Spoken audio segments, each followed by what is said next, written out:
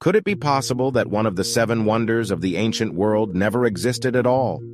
The Hanging Gardens of Babylon, lauded throughout history as a marvel of human ingenuity, might be nothing more than a figment of the ancient world's collective imagination. Despite centuries of meticulous excavation across the dusty plains of modern-day Iraq, archaeologists have found no physical trace of the Hanging Gardens of Babylon. Every brick, every stone, every fragment of ancient clay tablet unearthed tells a story, yet none whisper of Babylon's famous gardens. The landscape remains stubbornly silent, withholding the secret of the verdant paradise reputed to have bloomed in the heart of an arid desert.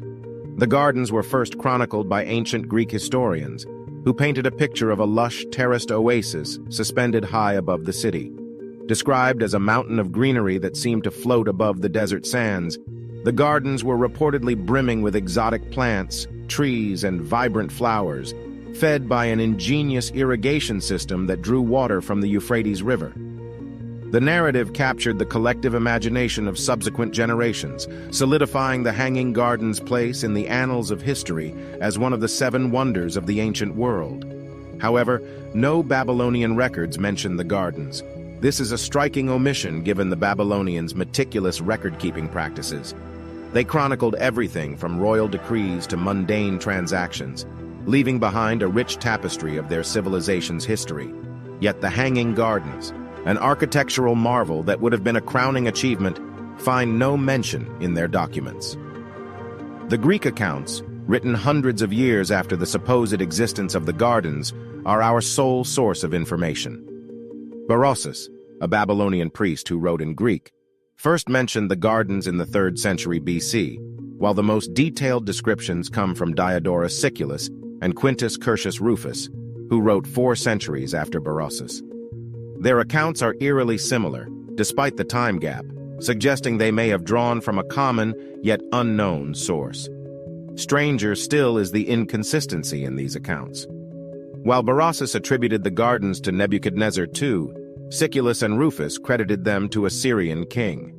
Moreover, the ancient city of Babylon, as it has been excavated, lacks the structural foundations that could have supported such a massive, elevated garden. Adding to the enigma, Assyriologist Stephanie Daly proposed a radical theory.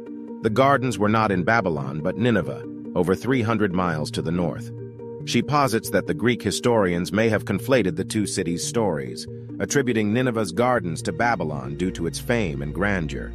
Her theory is supported by a prism inscription of Sennacherib, an Assyrian king, describing a palace and garden he built in Nineveh. The garden's description, replete with a complex irrigation system and an abundance of flora, mirrors the Greek accounts of Babylon's Hanging Gardens. Daly's theory, while intriguing, is not universally accepted. Critics argue that the prism inscription could describe a typical Mesopotamian garden, not the extraordinary Hanging Gardens. The debate continues, with no definitive evidence tilting the scales in either direction.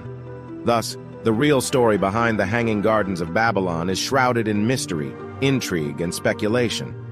It's a tale of a legendary paradise that might have been the pride of another city, or perhaps never existed at all. It's a testament to the power of stories and the imprint they leave on history, even when the sands of time have seemingly swallowed the truth. The Hanging Gardens of Babylon, a marvel of the ancient world, might just be the world's most famous mirage.